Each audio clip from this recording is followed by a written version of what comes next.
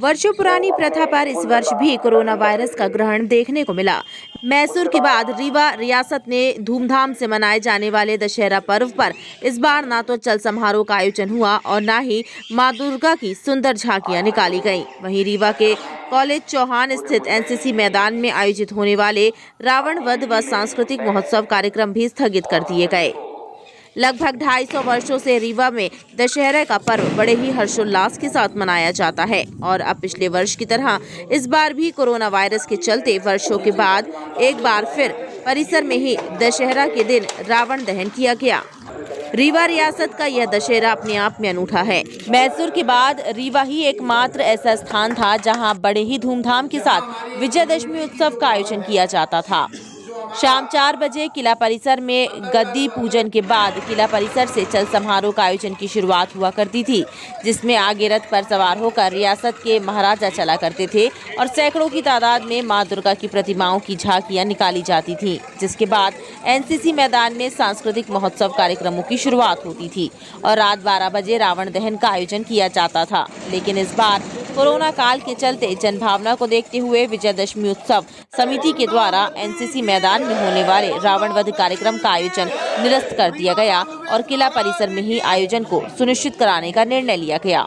रीवा रियासत का दशहरा अपने आप में महत्व रखता है। राजघरानों में रीवा महाराजा सहित राजपुरोहितों द्वारा पहले गद्दी में विराज राजाधिकार भगवान लक्ष्मण की पूजन का आयोजन किया जाता है। इसके बाद रीवा रियासत के महाराजा पुष्पराज सिंह किला परिसर पहुंचने वाले लोगों को संबोधित करते हैं।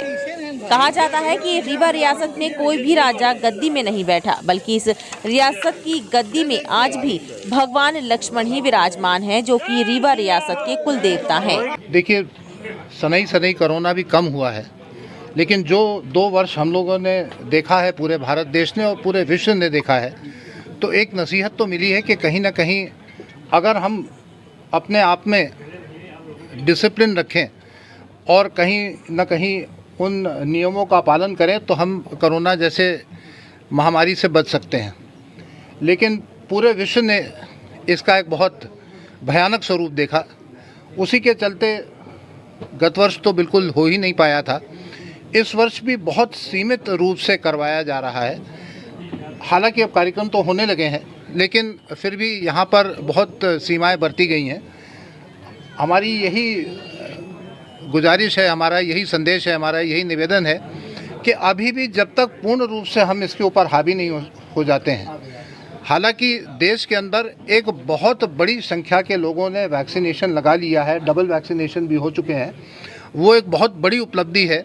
और जहां भारत की जनसंख्या और भौगोलिक उसका क्षेत्रफल कनाडा, यूएसए, ऑस्ट्रेलिया, इन सारी जगहों से, चाइना, रूस की अपेक्षा कहीं कम है, लेकिन हमारी जनसंख्या ज़्यादा होने के कारण फिर भी जितना हम लोगों ने मेहनत करके और सरकार ने काम करके इसको वैक्सीनेशन करवाया है, वो निश्चित रूप से एक बहुत अच्छी बात है, बहुत ही पॉजिटिव बात है।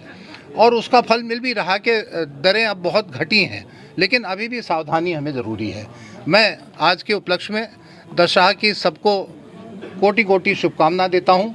भगवान महामृत्युंजय और देवी माँ से प्रार्थना करता हूँ कि सबको सुरक्षित, समृद्ध और स्वस्थ रखे, भारत आगे बढ़े, विकसित हो और उत्तरोत्तर हम प्रगति के पथ पर चलें। रियाही जनता तो हमारे हृदय में है, तो वो हमारा परिवार है, तो निश्चित रूप से उनके लिए भी यही संदेश है कि आप स्वस्थ रहें, निरोग्य रहें। और एक और बात, और विकास के लिए हम और तैयार हों और कोशिश करके जो भी नशा है उसको भी हम समाप्त करें। कल हमारी बात एसपी साहब से हो रही थी और हम लोग एक कार्यक्रम में साथ में थे, नृत्य रागों में, और वहाँ पर भी हमने यही कहा था और यहाँ पर भी मैं यही कह रहा हूँ कि वो हम नहीं चाहते हैं कि उड़ता पंजाब जैसा उड़ता रीवा हो जाए। हम चाहते हैं कि स्थायी रीवा हो, समृद्ध रीवा हो, विकसित रीवा हो और पुलकित रीवा हो, शिक्षित रीवा हो। हमको उड़ता पंजाब जैसे नहीं बनना है।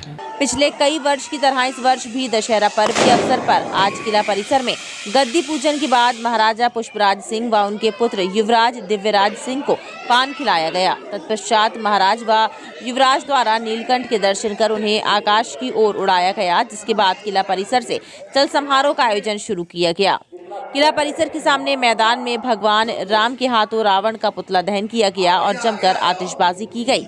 मीडिया से बात करते हुए महाराजा पुष्पराज सिंह ने कहा कि देश और रीवा की जनता को जल्द कोरोना से निजात मिले और पहले की तरह ही रीवा में दशहरे का पर्व हर्षोल्लास के साथ मनाया जाए। इसके साथ ही नशे के खिलाफ एक अभियान चलाकर रीवा को नशा मुक्त बनाना है।